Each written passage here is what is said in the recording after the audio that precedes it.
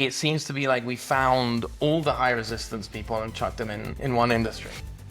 When we were building SaaS software, people had this expression of Wizard of Ozzing it, where you pretended it's software and there's just people doing the work in the background and just like fake it until you figure it out, fake it until you make it, by Wizard of Ozzing it.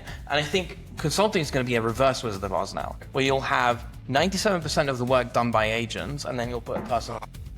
So in terms of like project consultancies, at what point does a consultancy become an AI-powered consultancy?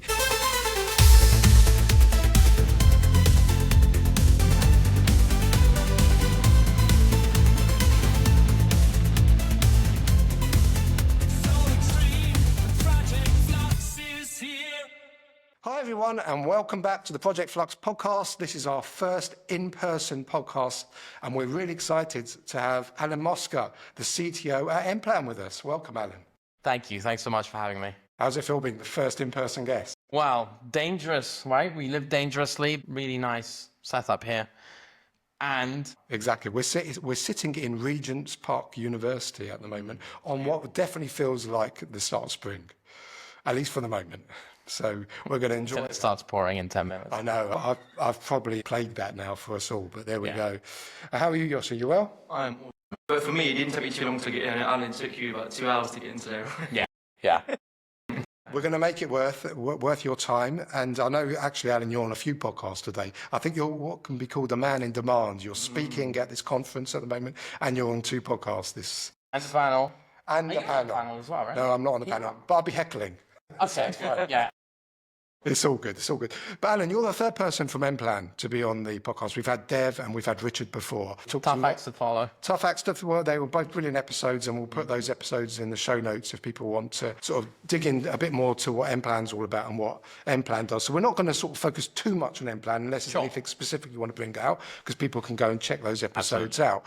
But we really love your thoughts because you're very active on LinkedIn, social media, and you're not shy to say your thoughts, which is really important in this arena, actually. So we're going to try and delve into a lot around that, and hopefully it'll be a lot of you doing the talking. But just to sort of kick off proceedings, we always like to ask people, like, what's the thing keeping you up at night? But besides your children, apart from the kids, yeah, and jet lag, and reflux. Yeah, in the world of AI, what's keeping up at night is this sense of, I'm going to call it sense of impatience.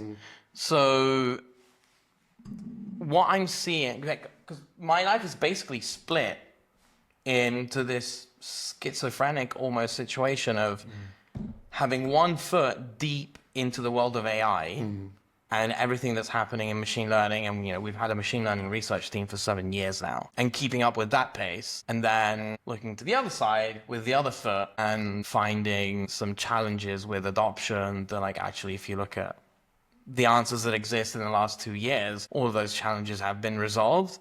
And so that keeps me up at night because it makes me very impatient. All these problems are solved. Yeah. I hear you. And so it is frustrating. And so, like, that's... Give us an example, one of those problems that people think is a barrier, but has actually been solved. A lot of them come up, obviously, in our sales process. So, and I struggle to not make faces when I say these quotes, so I'm going to try not to. But one that I hear a lot is this. Oh yeah, I tried ChatGPT once and I asked it a trick question. It didn't answer my trick question correctly. Therefore, all of AI is doomed and it will never work. And only what I say is the correct thing that will ever be good. And they've treated it like Google, right? They've prompted, and they wonder why they're not getting a good. Yeah, exactly. And so that is one of, like, the most frustrated responses that I get, because first of all, you did not give it a fair chance. Second, you probably asked the question in a way that you wouldn't even ask your worst intern. So, like, and I literally, like, I look at and I posted about this, but I look at often the prompts that go into Barry, which is our agent, and there's some stuff in there that is horrifying. But, sometimes it's like, make report. Yeah. Right? And, like, would you email a colleague just saying, make report? That's like the entire email. We've seen the exact same. Yeah. It's like people complaining about we've got some fine-tuned models that we've done, and then you look at the prompt and it's like, well, what do you expect? I mean, these things are not mind readers. They're incredible, but you've got to give it the context. You've got to give it a proper prompt, haven't you? So it understands what you want. The thing though is like, we're speaking to these things as if they're all knowing, right? And it's almost as if we know that when you want to understand how to use AI and get the most out of it, it's like speaking to a colleague. Yeah. If you were to give your colleague a task, you have to give them the context. Like you mentioned, if you don't do that, you can't expect to have, perfect outputs every time. Yeah, absolutely, right? And I think I will say that is not the majority of the prompts that I see. And so it's a small portion, but I guess like a result of our sales process is that to conclude a sale, we talk to 70 people on a team. And so at least 5 or 6 that say something like that or in that region will pop up. And you're like, because you haven't given it a fair chance. You decided you didn't like it and you found a reason not to like it. And now you're anchoring yourself on that. Yeah, and I think there's a lot of good ways of giving things context. And I think really the rule of thumb is if a colleague would not understand it, then a machine is clearly not going to do it, right? And in fact, maybe you have to be a little bit more specific about what you want because the machine is not going to have those levels of interpretation, right? It's not a cognizant being that can then go and find stuff out. Yet, right? No, sure. Like, we're still miles away from that, but there are things that try to remedy that now, right? So, like, if you think about the whole chain of thought process and reasoning, that came about mostly from the vagueness of prompts. Right? You're like, oh, okay, someone wrote something very vague, and we need to go and figure out what it is it's supposed to do. But you see this quite a bit about hallucinations. Everyone refers to the weakness of large language models and AI itself is because of its ability or its propensity to hallucinate. But the way that I've always seen hallucinations, there are strengths of it. And do you feel that people turn to the fact that it can hallucinate as something which they deem to be so unreliable because of hallucination? So hallucinations are an interesting thing, right? Because in effect, everything that any person or language model says is a hallucination, right? We're generating speech. The models are generating text. Some of them are generating speech. And so the act of generation is hallucination, right? And the best thing you can do is anchor it in facts that you know or you can look up, right? And the rate of hallucination, I think, of agents that are grounded in some way, right? So think of deep research, not 4.0, is very, very low, and it's much lower than the level of hallucinations of most humans, especially if you go and look on social media. So that's a good point. We make things up all the time. yeah, and I literally responded to a post this morning. I'm not going to call out who it was.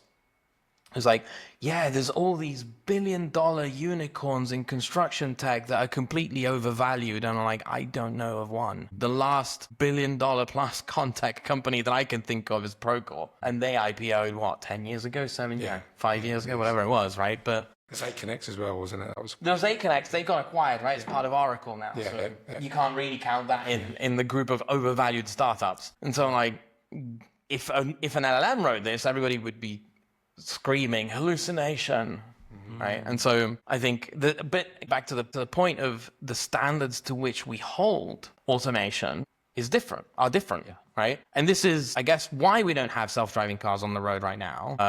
Have either of you ever been in a Waymo? I'm looking forward to my first experience. Yeah. But I'm a bit scared as well at the same time. I love Waymo so much, mostly because it feels magic, right? It's just in San Francisco, right? Is that right? No, they've expanded to LA, Vegas, and they're going out in a bunch of other places. Okay. Like Phoenix is very big on self-driving cars as well. And it's mostly, actually, if you think about it, places that are early adopters of all other things. The way that they use the AI is very driven on its trained parameters, right? Whereas Tesla itself uses its computer vision capabilities a lot more.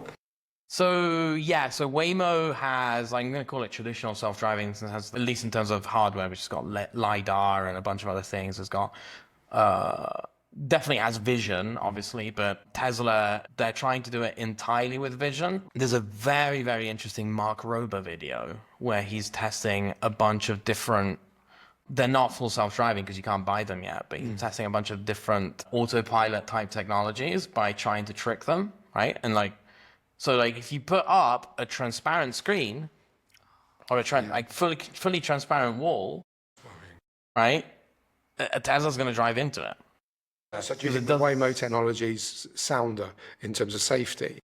You have more sensors, right? So it's inherently more safe. But I guess point being, Waymo's, if you think about the number of accidents per mile per million miles driven or whatever it is, right? In central San Francisco, let's not forget that, right? It is so much lower than even just Uber drivers. Forget amateur drivers, like you're talking about professional drivers or taxi drivers even, right? But still, one Waymo collides with another car, it makes a front page. Yeah, they cling to that one number and they say, self-driving cars aren't. And it's the same thing with hallucinations, right? Yeah. They'll cling to one hallucination that the LLM has made and forget about the fact that all of us have got inherent biases and make things up. So you're right. I think we are starting to hold artificial intelligence in general, whether that's in terms of self-driving cars or LLMs, to a different standard than we would humans. Whose fault do you think that is? No, I don't think it's bad, right? Like if we hold what we build to better standards than we hold ourselves, it means that we're going to build things that do things better than we do. Yeah. Right. And I think that's good. Right. I think anchoring yourself on that as a reason to not adopt the technology is probably not. Yeah, but what's going when they use that as an excuse? What's really going on there? Because we've talked a lot about this. I think people are finding excuses because there's this gap emerging between AI tech savvy people and people who are embracing this revolution effectively, and people who want to find a reason to not adopt it. Do you think that's true? Yeah, that's the standard pattern, right? Yeah. Like if you think about any new technological adoption from the automated loom onwards, right? You have a group of high resistance. And I think the thing that, back to like, the question you asked, like, what's keeping you up at night? I guess the way I could phrase it is that in our space, it seems to be like we found all the high resistance people and chucked them in one industry. I love that, yeah. Not, like exceptions exist, and like there's actually a good, otherwise this podcast wouldn't have any listeners, I guess.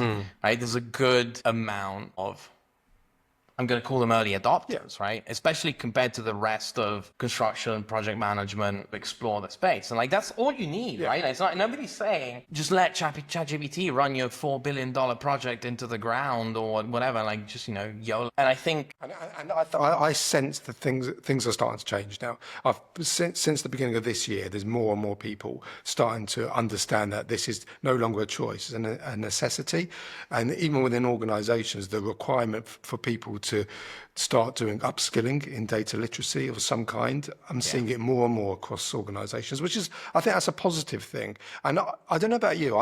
In fact, I see quite a lot on your LinkedIn, Alan, where you kind of, I think, get quite frustrated with people who are becoming AI experts. Is that necessarily a bad thing? I mean, I know that it can be a little bit difficult to hear people proclaiming themselves as AI experts when they know nothing about it at all.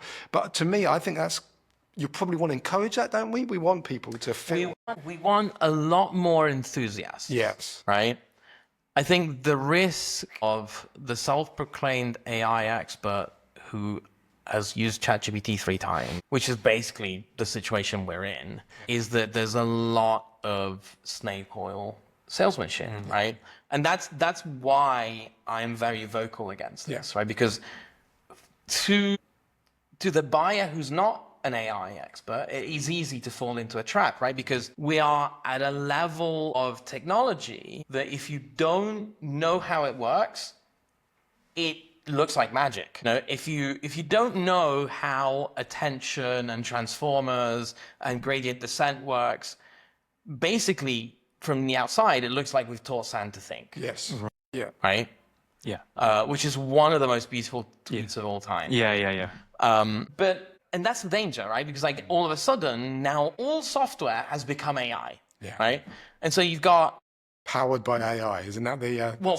Powered by AI, right? Which like is very frustrating. But like anything that is software, which isn't just a static website, people are now calling it AI, right? So like if you think of like specifically in our world, right? We're at the AACE event. You think of like there's standard Monte Carlo analysis that's being now sold as AI. And it isn't.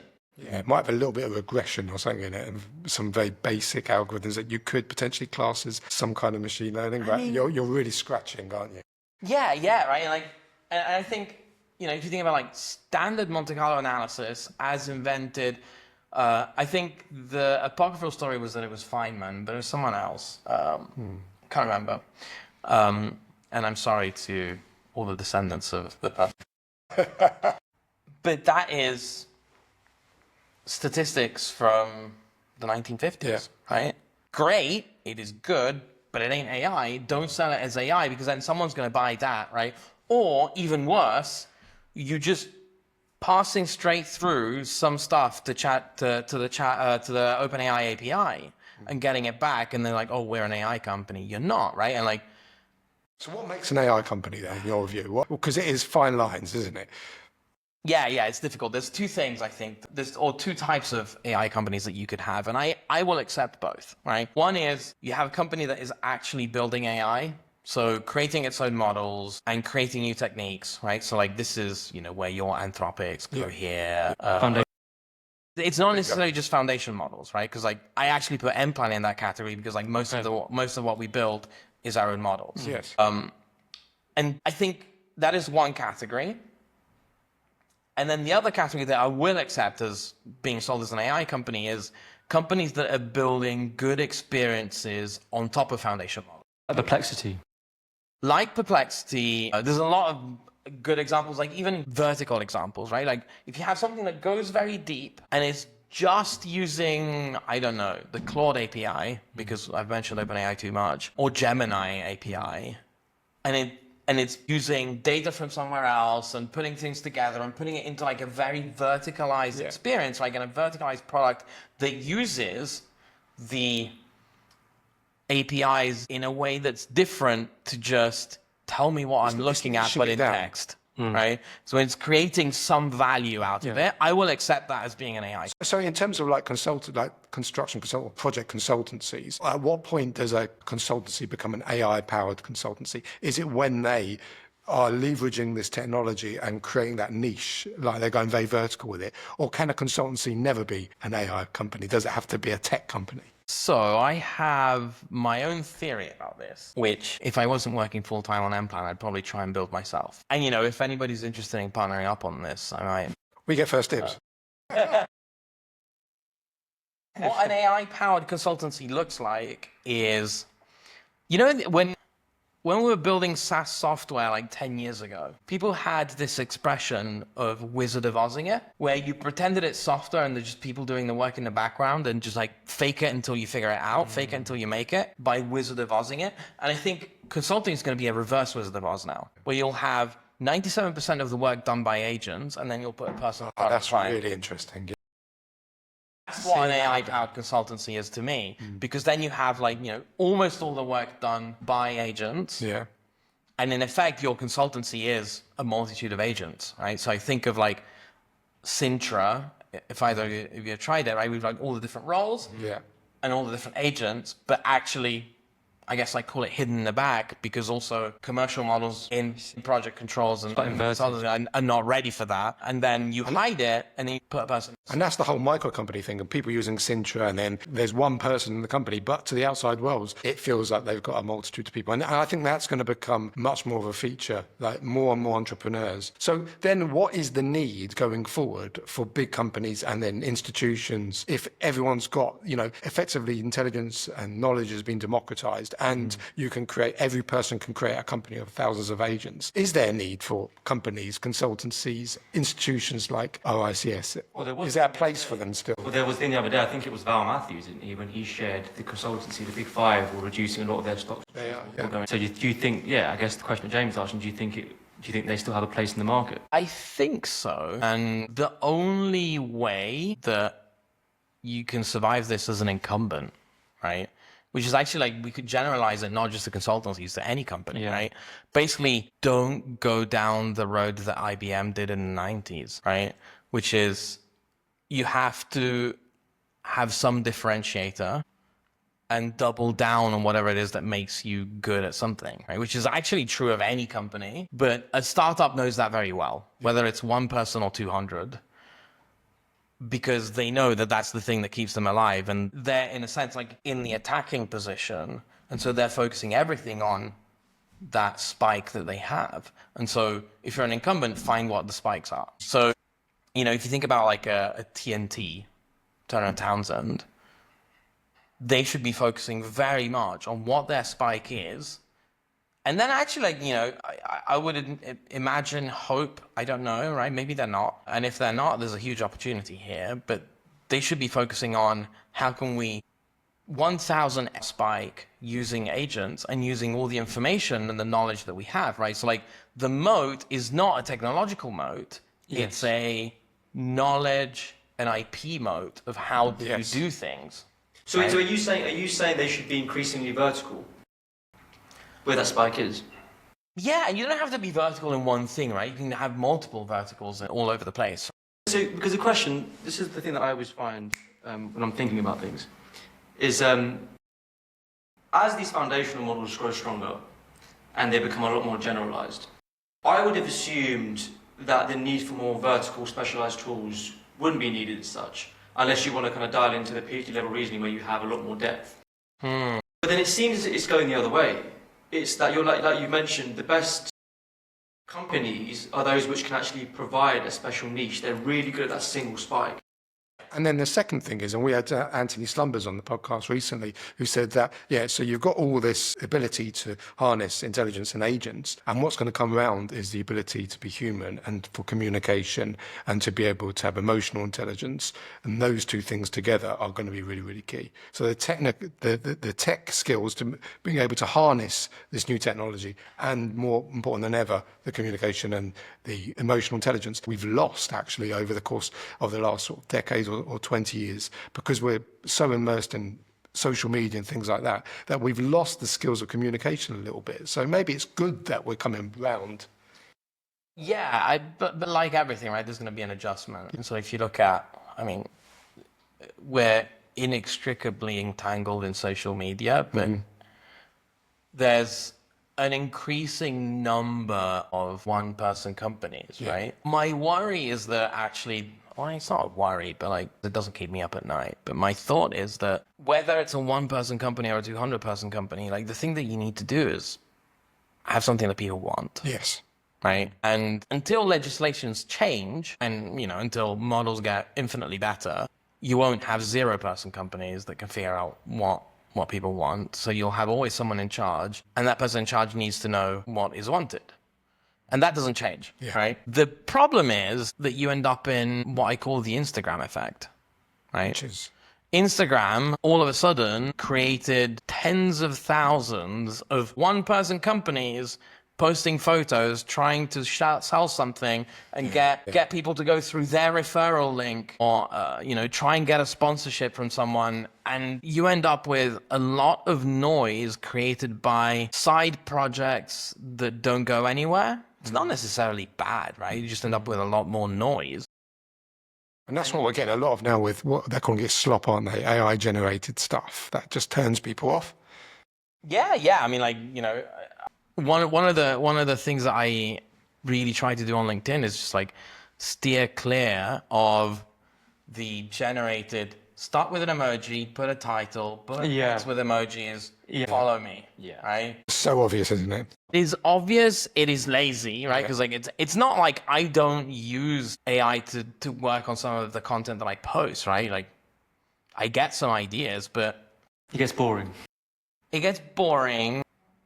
And the likelihood is people didn't even read what they posted, right? And so like it doesn't really have any informational content from Shannon's perspective, right? Because it's just like, generate me a post about this and I'll post it and I'll try and get some attention, right? And you think people realise they know when it's slop that's been artificially generated without much thought, and it kind of even subconsciously they turn off from it? Because I think so, but harder to tell, I think, as well. Where the models are now like 4.5, I think some of the output of that is feeling quite human. But you can still see the difference. Yeah. Because look at Alan's post that went viral when you were doing the memes.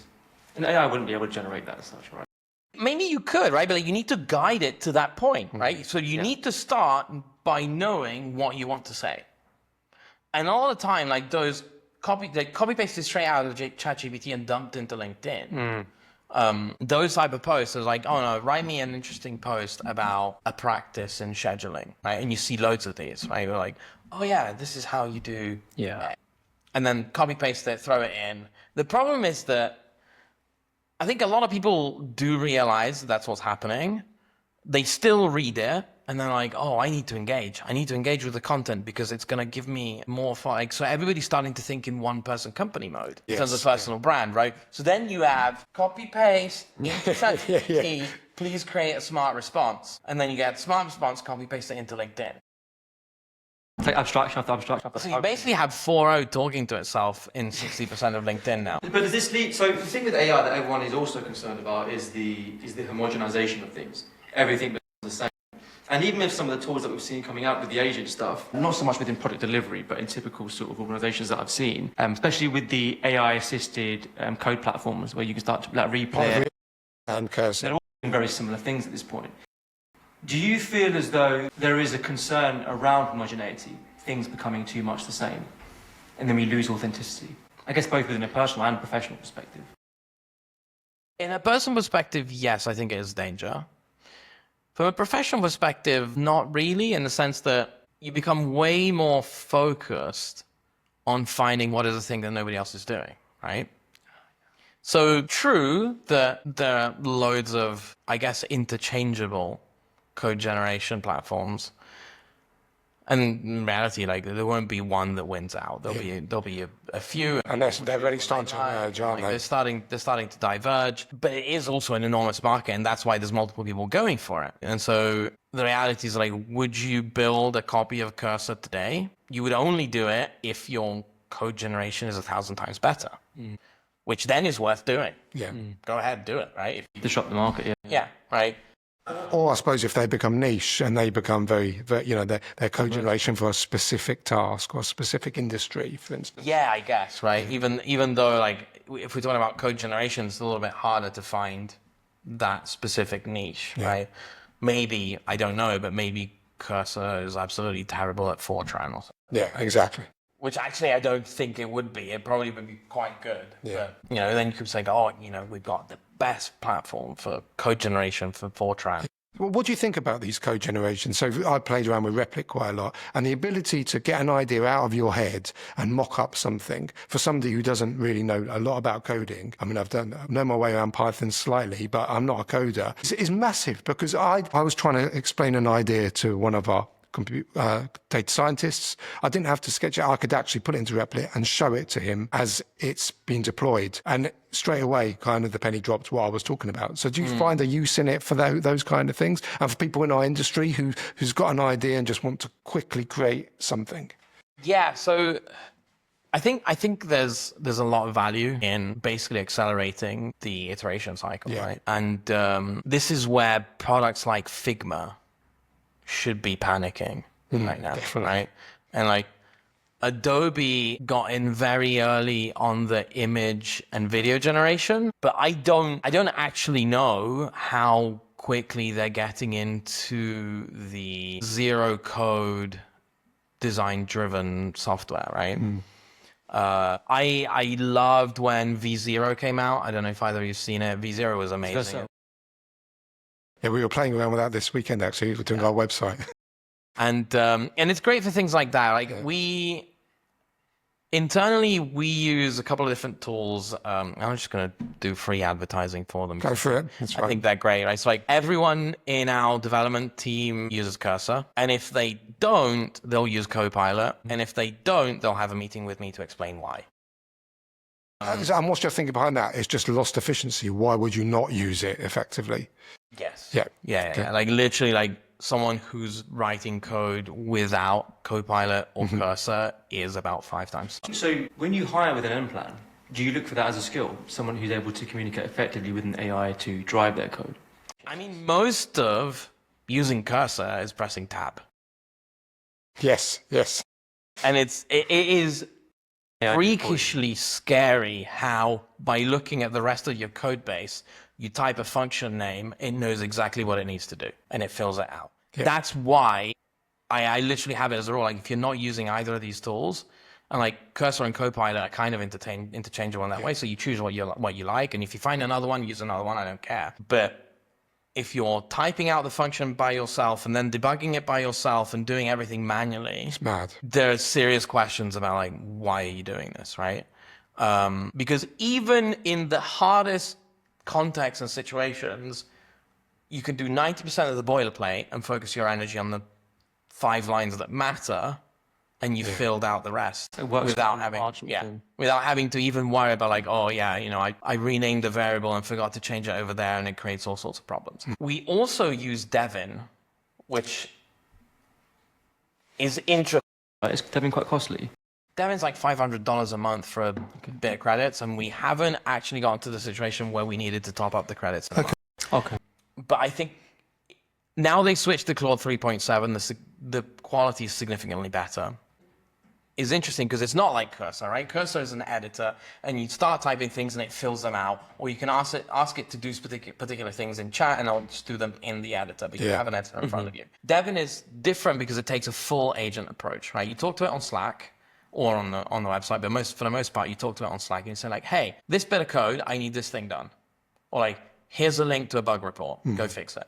And what you get back as the first bit that you review, and you can go and log into the platform, and you can see in detail, like step by step, all the things that it's doing, and it has a plan, and you can actually ask to review the plan before it goes and does things. But the reality is like usually the first point of where you give it feedback is it opens a pull request, which means like I finished doing the work, go review it. So it's like an agent in the truth where it's telling you what it's doing. Agent behavior. So, but would you say that with an Nplan then? How much of Nplan is augmented with AI in terms of your operations and things that you do? Be surprised if it wasn't as much as it could be, right? Yeah. I mean, there's always pockets where we can do things better, but you know, I'm probably the person that pushes everybody hardest on adoption. Right? So it doesn't make sense. What about a code? So my son's just about to start a career in computer science. For those people, they've got to still know the foundations about how to code, don't they? They still need to know what's going on and what it's like the cursor. A pilot still needs to know how to maintain outages. Exactly. Yeah. So there was the OpenAI. OpenAI just gave a was it a letter to the US government, right, about adoption? Yeah. And they were saying that plan. Was it like 98% of parents want their children to be learning AI, but most of them don't think they actually are using AI yet. And a lot of people who are actually starting to use AI within schools are doing so in a shadow form. So they're doing it outside of. And the same with companies. I think most people using AI in companies are using shadow AI. This is interesting, right? This is an interesting societal shift where the younger generations, especially if you look at schooling, right? Like there's a lot of schools where like that will have rules against using AI in homework, etc. Instead of embracing, like finding, okay, how can you actually make it useful and collaborative to the system? Which is like not an easy question to answer, right? I'm not saying that it is, but like just if you take like just thou shalt not, then you're setting yourself up for failure. And it's the same in companies, right? They're literally organizations that ban AI because they're terrified of the fact that OpenAI might see some of their data, even though like I'm astounded with that. How many companies have locked down ChatGPT?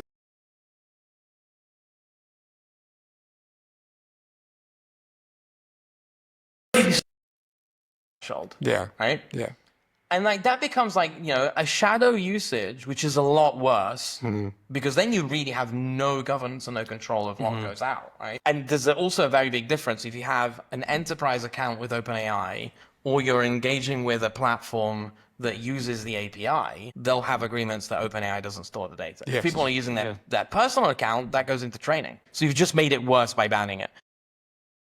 That's really interesting. So if you are in charge of policy at your organization, think about this very deeply. Find a solution that works for your company. That's the answer, isn't it? This is why enterprise agreements exist. So, but Alan, another question that I have, because I was looking at shadow settings recently, and I was looking at it within project delivery. So you guys within Nplan, you know, you're predicting the schedule of projects, and also risk and all the things that you guys do. And I kind of came up, I was looking initially at space.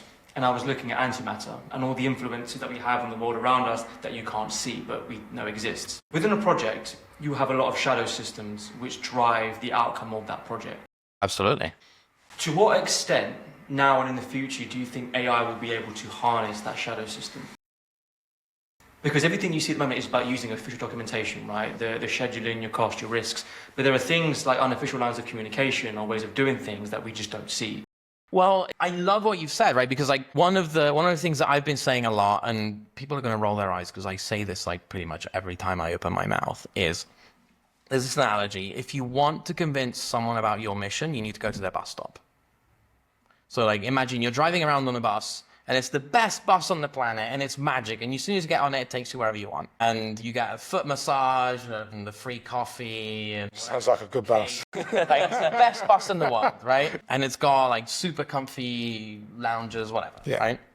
He's thought about this bus, hasn't he? You know what I'm doing at some point. Yeah, that's the other business idea. Like, it's basically the opposite of the megabus. But people are not going to get on your bus unless you go to where they are and stop and let them come on. They're not going to chase your bus. Yeah. Doesn't matter how nice it is, right?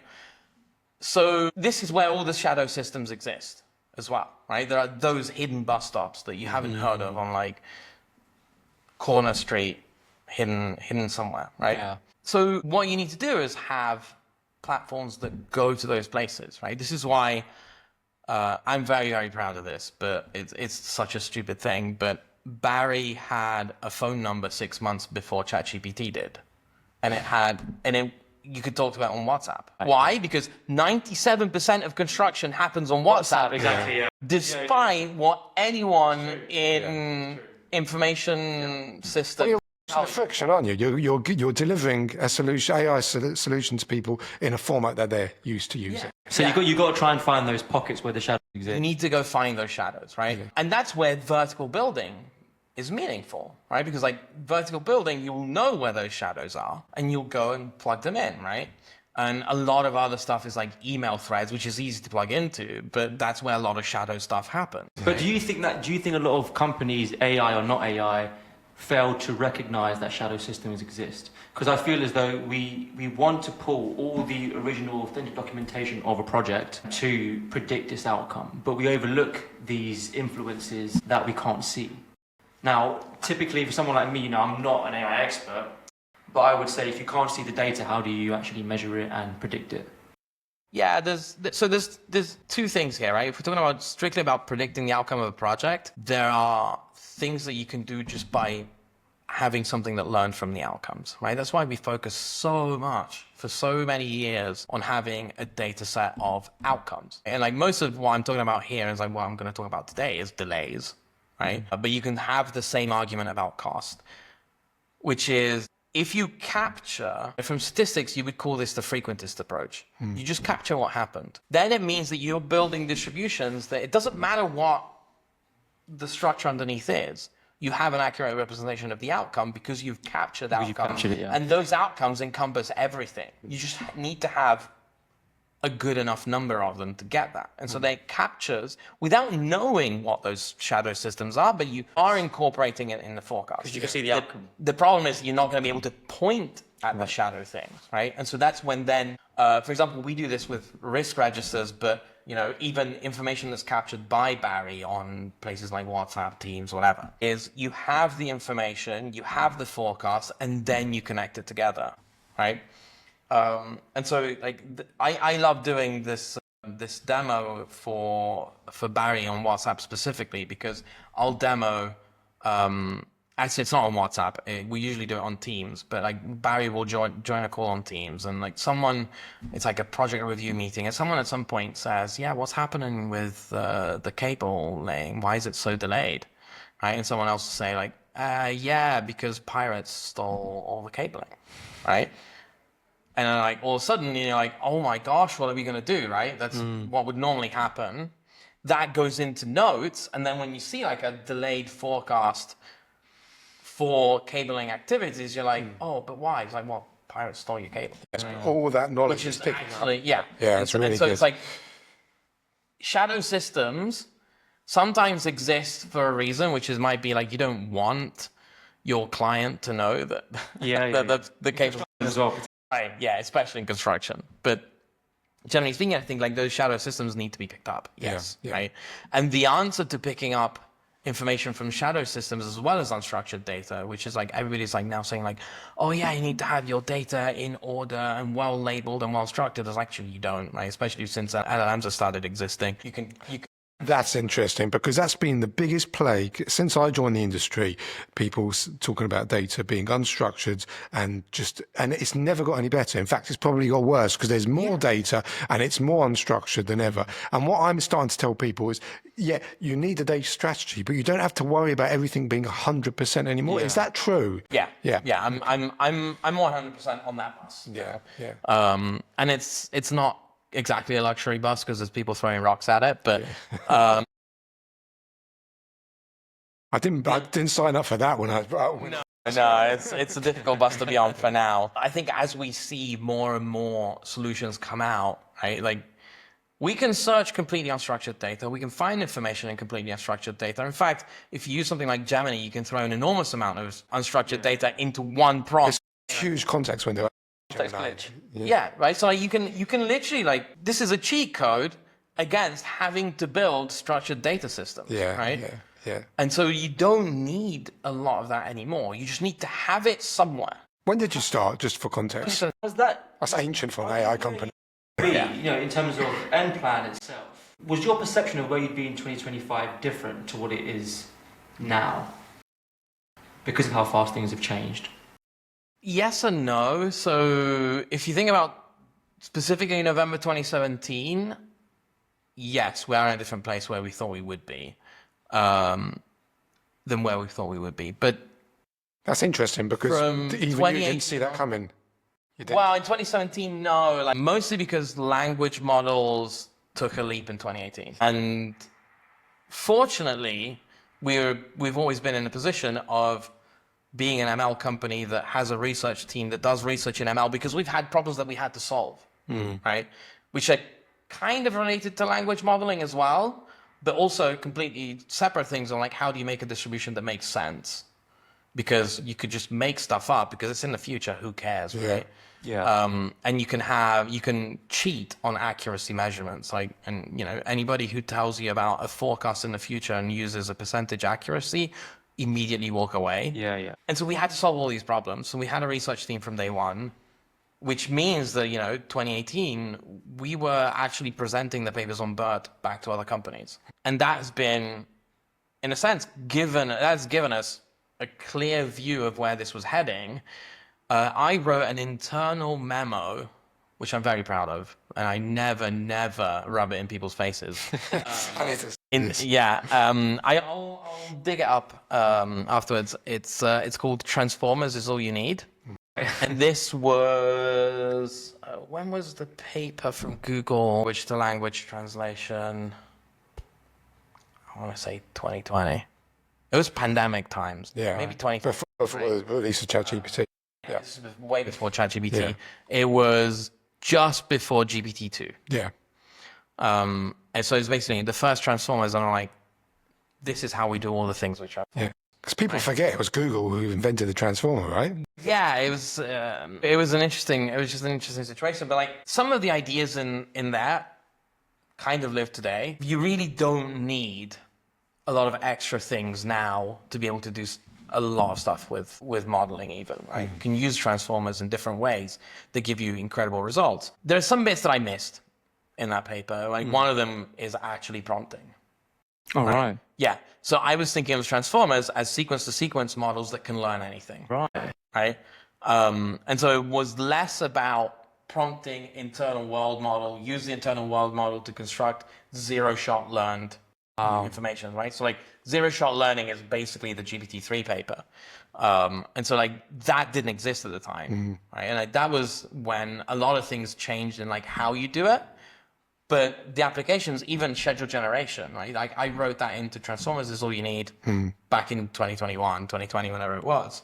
We're launching Schedule Studio in a couple of months, where we've now gone to the point where we can actually generate a 5,000 line schedule from prompt and some documentation and some other. When's that going to be ready? A few months, you say? Yeah, so we're kind of setting the day for AI Day now, but that's going to be like the official release date when anyone can sign up. It's in open beta right now, so you can go join a queue. That sounds like the ChatGPT moment for construction, if ever there was one. It should be, but I can promise you it won't, and there'll be a lot of rocks thrown at that bus as well. In fact, there are rocks being thrown at that bus now from people who have never tried it, and like, you just hate the idea of the bus then. Yeah, well, there's this huge resistance, isn't there? And the thing is, those people need to get on the bus because technology is moving faster and faster. So before we finish the podcast, I did want to ask you about another couple of pieces of technology and your thoughts on where that's going, how that's going to impact the industry. So first of all, these kind of operator models. So you've got OpenAI operator, Manus has just come out, which we're both on the waiting list for. And this looks like a really interesting way that we can augment our workflows, slightly different to just pure agents. This is a bit of a buzz and a bit of a hype, because the examples we've seen from OpenAI looks like, oh yeah, it's going to book your holiday for you. But I'm trying to imagine how this could actually work in project delivery.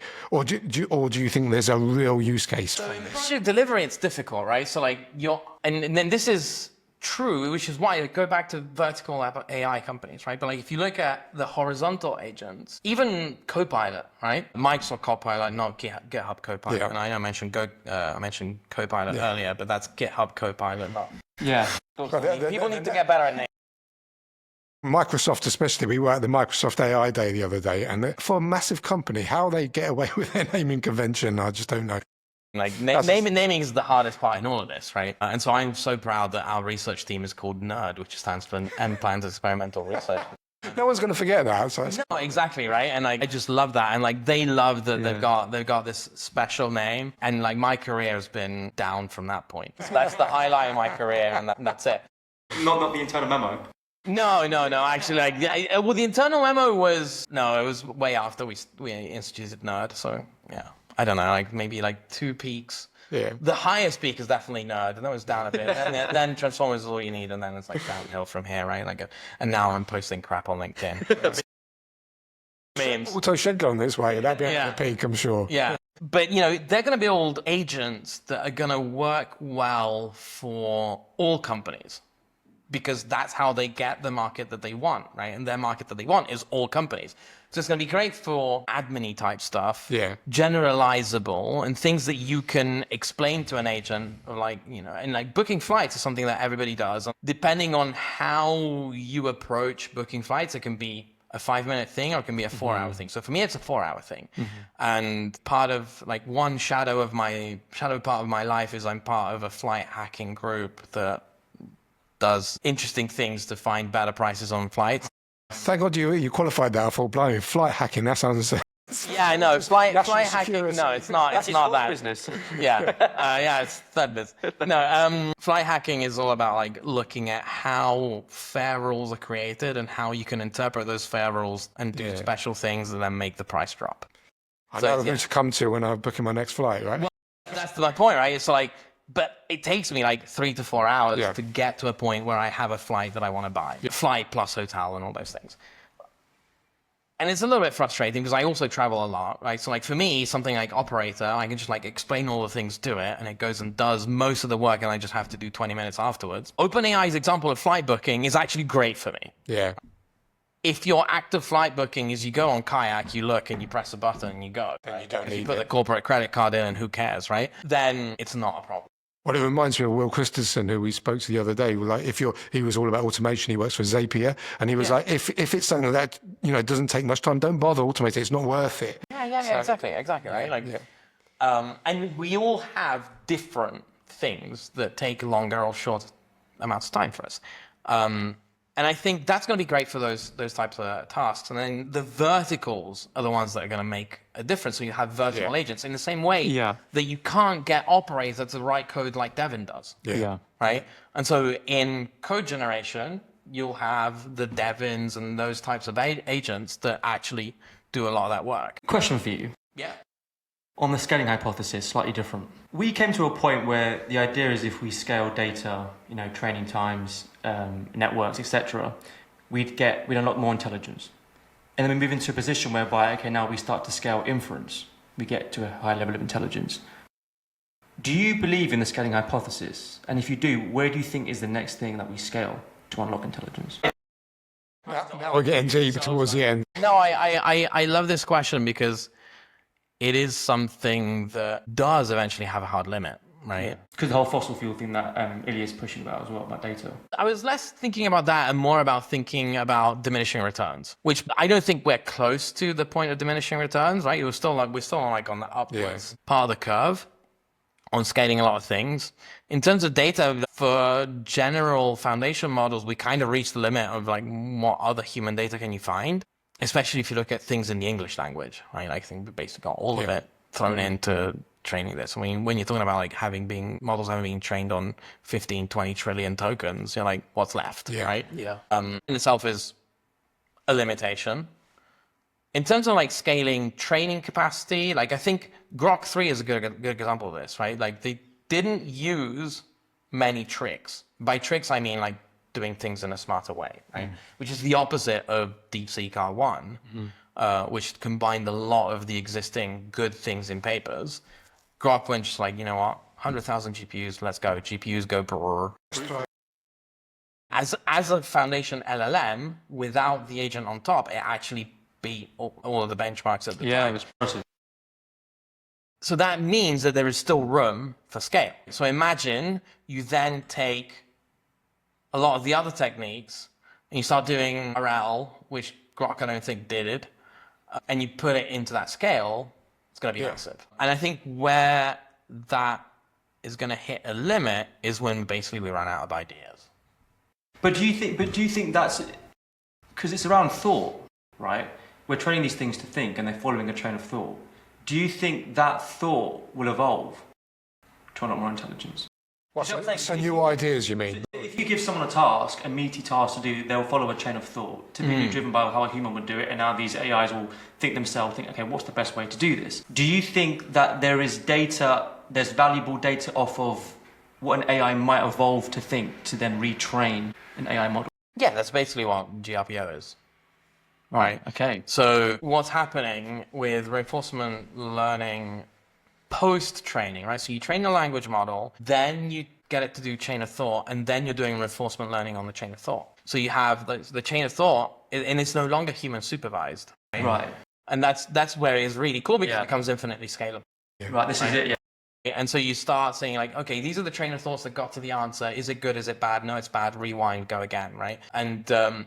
And you do propagate backwards through the entire chain of thought, the negative and the positive feedbacks, exactly like you do in reinforcement learning. So like, you know, ironically, this is where like DeepMind was right 10 years ago, more, right? Like reinforcement learning is part of the key to this. Yeah, but along with other techniques, and it's the stacking of all the techniques. I think, but like transformers are great because they've improved the way that we do language modeling, and attention is basically the trick. Yeah. Right? So how do you scale that up? And how do you scale that up to new ways of thinking, right? So like reinforcement learning, I think, is going to unlock a lot of this, and we're going to see a lot more RL-focused models, right? Like Sam Altman said that GPT 4.5 is the last model that comes out without reinforcement learning, without chain of thought built in. And I think that's the direction that we're going to take. What's the next thing after that? I don't know, because otherwise I've written a paper on it. It's only a matter of time, isn't it, before we get your paper? Yeah, right? Like next, no, but that's not going to be an internal memo, right? If we figure that one out, then I'm taking It's another business. foundation model. Yeah, this is number 5, right? I'm taking them all head on. Just one more before we wrap up, because we've been talking for about an hour, unbelievably. Yeah, sorry. No, it's great. It's great. And we could go on for a lot longer, but I'm concerned about people's attention and listening to the podcast. But there was one other Less thing. than 2 million tokens. Well, yeah, exactly. And certainly for me as well. Yeah. I just wanted to talk to you about humanoid robots, because I was thinking about the way that's progressing, and people kind of make this distinction between AI and robotics, whereas actually these robots are going to be AI powered. Yeah. And then I'm thinking about project delivery and the way that we deliver projects and the impact of robots on that, and then about the skills that we've all got as professionals, whether that's as cost professional or schedule. It's all based on humans doing it. So there's going to be a massive paradigm shift coming. Maybe not straight away. You know, these humanoid robots are probably a few years away, but when they do hit, it's going to create such a paradigm shift that everything we've learned as humans is going to be defunct, and we're going to need that new set of skills. So is that something you thought about as well, or do you see humanoid robots as something that's so far away that we don't need to worry about it? Just plan? Yes, please. This is number 6 probably. Okay, so my secret plan here, which is not necessarily a plan because I don't think we're going to have the money to fund it, and so someone else will do parts of this, but is that yes, you're absolutely right. AI, first of all, like we should stop just saying AI as a synonym to LLMs and chatbots. Yes, everything. And this is one of the things that I try to educate a lot in projects. But AI has driven robotics for the last 25 years, right? However you think about AI, but most of the developments in AI originally came from robotics, including reinforcement learning, right? Markov chain Monte Carlo was a way of like getting robots to do things. And so, you know, and even chain of thought, I think is going to get into it somehow, right?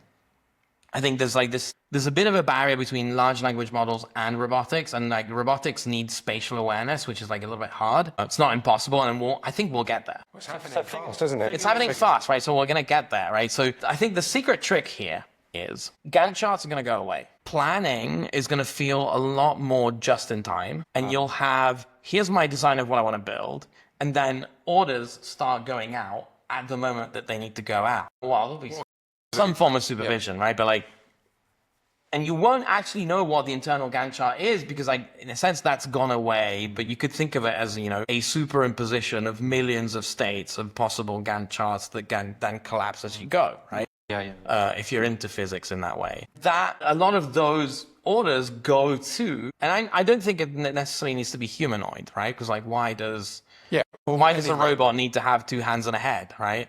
And there'll be like specialized robotics that do certain things. Cars are basically some kind of self-driving trucks that bring the concrete.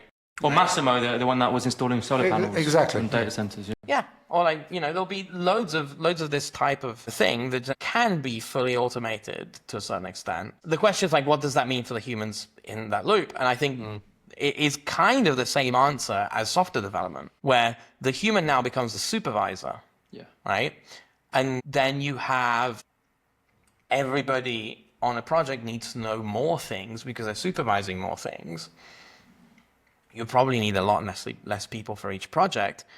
But that doesn't mean that people will be jobless. That means that, you know, that we're doing more jobs. We're doing more jobs, right? If our visions about the next 100 years are correct, we've got a whole planet that we need to build stuff on, right? And like, there's a whole base on the moon that needs to be built, right? So like, there's loads of things that go way further, and that's the only way you get to those things. Because otherwise, like, can you imagine like shipping construction workers to Mars at a cost of like, I don't know, at least 400 grand a piece? And the health and safety, imagine the risk audit on those. Listen, Alan, we could go on, I'm sure, for hours, and actually you are, because you've got another one to do, and a panel, and a speech. So you need a bit of a break. So we'll let you draw breath there. But before we finish, is there any kind of final words for the listeners? I'm going to do a little bit of self-promotion, right? Yeah, absolutely. I mentioned Schedule Studio. I'm just going to throw it in at the end. So AI Day is going to be the launch. That's when anybody can just put their credit card number in and sign up. We haven't decided pricing levels yet. Okay. But the idea is scheduling has this saying, or planning, right? It's like, we don't need schedulers, we need planners, in the sense of like, I hate the term, but you know, I hear kicking around P6 jockey as a term. And basically like, just stop doing that, right? So if you can edit a schedule using natural language, that's what you should do. And that's basically what we're building. And we're building it for completely different reasons, which is like, can we actually then integrate that into the whole scenario planning? Yeah. So if I want to look at 400,000 different scenarios, I need to actually be able to have different schedules, not just different risk profiles. Yeah. And so that's how it all started. But actually, there's no reason why we can't just make this a thing that brings scheduling into at least the 2020s. Yeah.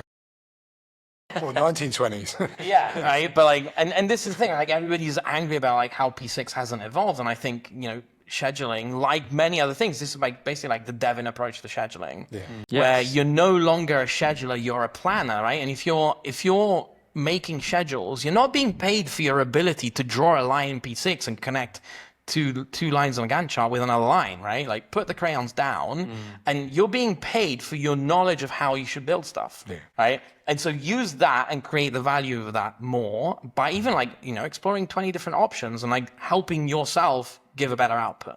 Anyway, that's the plug. It's now in open beta, so people can go and sign up now. We're doing this promotion. We call it founding members. So founding members, and I'm sorry I can't give you a price yet because I haven't decided it yet. I know it's going to be like a monthly subscription kind of thing, right? Yeah. Because we're no longer selling to a project with this. We're selling to a planner. Yes. That's an interesting distinction there, straight away. I think that will be very appealing to people. You're giving people an assistant, aren't you? people? Yeah, we're giving people an assistant, but the founding members, you sign up now, you get onto the beta, you get to use it for free until AI Day, which is end of June. We haven't set a date yet. So you get a couple of months free. It's full of bugs right now. That's why we haven't released it yet, right? So like we're still fixing stuff as we go. The only currency that we're asking now is bug reports and quality reports on what schedules you get out of it. We'll put the link. What's there not to like there? Fantastic. I know. Brilliant. Alan, thank you so much for your time. It's been enlightening, as I knew it would be. Yeah, and I hope you've got some energy for your next one later, but hopefully you'll come back on again and we'll follow. We always plug what you do at AI Day and what you're doing at Nplan. But thank you very much for your time. Have I missed anything, Yoshi? Perfect, man. Excellent. Thanks. Thank you. Absolute pleasure.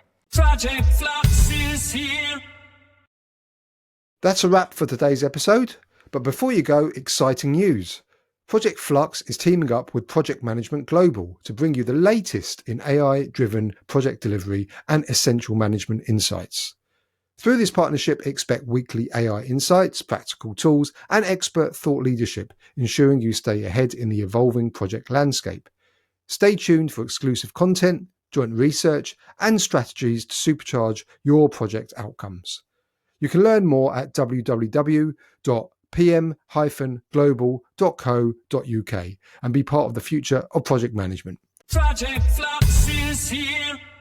Just want to give a big shout out to our sponsors, Construct AI. For anyone interested in looking at Construct AI, the link's in our show notes. There's a free tier that you can play around with. Yoshi and I have been using it for a good year since it was originally launched, and we get a huge amount of value out of it. So I thoroughly encourage everyone to go onto the Construct AI site and have a play around.